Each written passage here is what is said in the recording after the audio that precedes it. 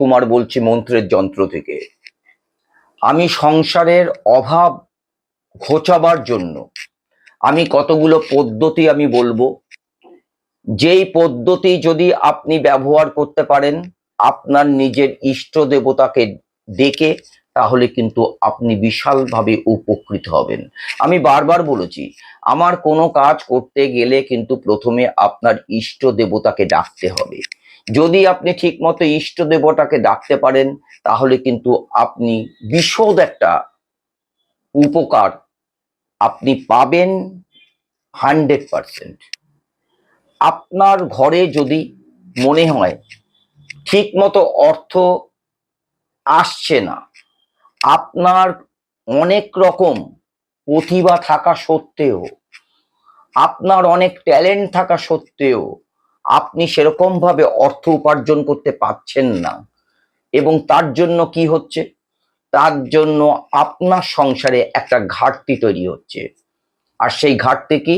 অর্থনৈতিক ঘাটতি। আমি একটা খুব সত্য কথা আপনাদের বলি, জীবনে যে কোনো সমস্যাকে অনেকভাবেই ওভারকাম করা যায়, কিন্তু অর্থের সমস্যাকে ওভারকাম করতে গেলে কিন্তু প্রয়োজন সেই অর্থ। অর্থ ছাড়া কিন্তু কখনোই আপনি এই অর্থের সমস্যাকে মেটাতে পারবেন না। কোনো বুদ্ধি আপনার কাজ করবে না, কোনো বুদ্ধি দিয়ে কিন্তু এটা সমাধান হবে না। তাই এটা সমাধান হবে অর্থের প্রবলেম, অর্থ দিয়ে কিন্তু আপনার করতে হবে। তাহলে সেই ক্ষেত্রে যদি আপনি মনে করেন যে আপনার যেই অর্থ উপার্জন করা উচিত, বর্তমান যুগে যেই অবস্থা, অর্থনৈতিক কাঠামো আমাদের ভেঙে পড়েছে, আমাদের মেরুদণ্ড এখন আর সেই রকম অর্থনৈতিক সোজা নেই। ঠিক সেই কারণে আমি যে কাজটা বলছি, এই কাজটা যদি আপনি করতে পারেন এবং মন দিয়ে আপনার নিজের ইষ্ট দেবতাকে ডেকে, তাহলে কিন্তু আপনি আপনার জীবনে এই অর্থনৈতিক সমস্যাটা অনেকটাই ওভারকাম করতে পারবেন। তাহলে আপনার কি করতে হবে? আমি যে কাজগুলো এখন দু একটা ভিডিওতে দেব, এই কাজগুলো কিন্তু খুব সাধারণ কাজ দেব। তার কারণ আমি অনেক বৃহৎ বৃহৎ কাজ দিয়েছি, আমি আবারও দেব বৃহৎ কাজ। এখন ছোট ছোট কাজ দিয়ে কিন্তু বৃহৎ কিছু পাওয়া যায় না, তার জন্য বৃহৎ কাজ আমার দিতেই হয়।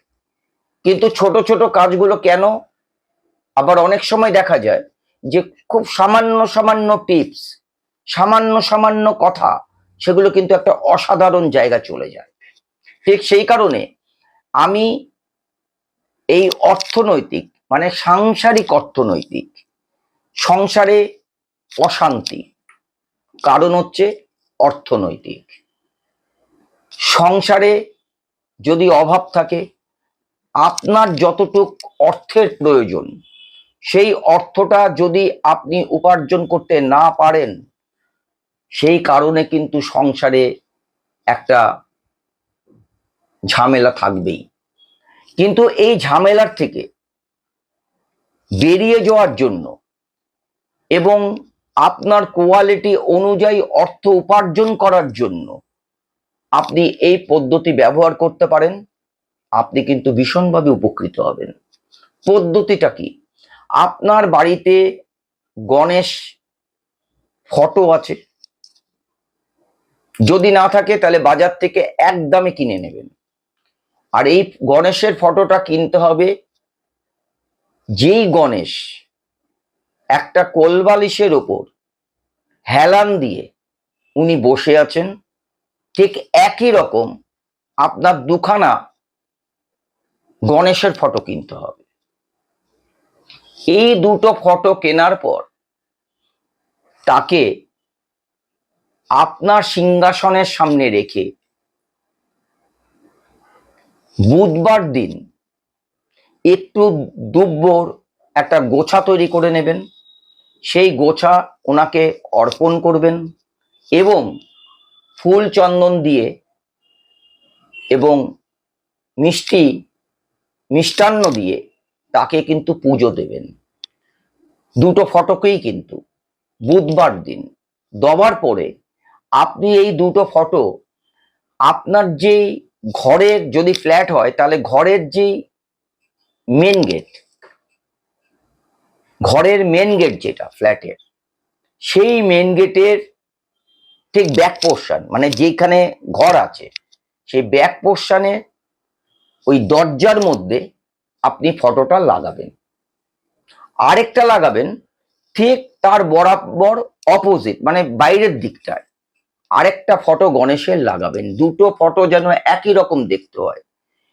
এটা লাগাবার পর প্রতিদিন আপনি যখন আপনার ঘরের সিংহাসনে আপনার ইষ্ট দেবতাকে পুজো দিচ্ছেন, তখন আপনি এই বাইরে যে লাগানো আছে আপনার দরজায় সেই যে গণেশ, এবং ভেতরে যে লাগানো আছে দরজায়, একই দরজায় যে গণেশ, তাকে আপনি পুজো করুন। এবং এটা এভরিডে। আমার কোনো কাজ একদিন করলেই কিন্তু আপনি তার রেজাল্ট পাবেন না, কারণ কোনো কাজই একদিনে জীবনে কিছু হয় না। এটা করতে করতে কিন্তু আপনি তার ভালো একটা রেজাল্ট পাবেন।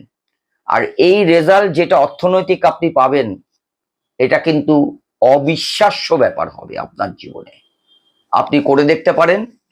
আপনি ভীষণ ভাবে আপনার সাংসারিক অশান্তি এবং সাংসারিক যেই অর্থনৈতিক কাঠামো ভেঙে গেছে বা ভাঙতে চলেছে, সেই জায়গায় কিন্তু আপনি ভীষণভাবে আপনি উপকৃত হবেন।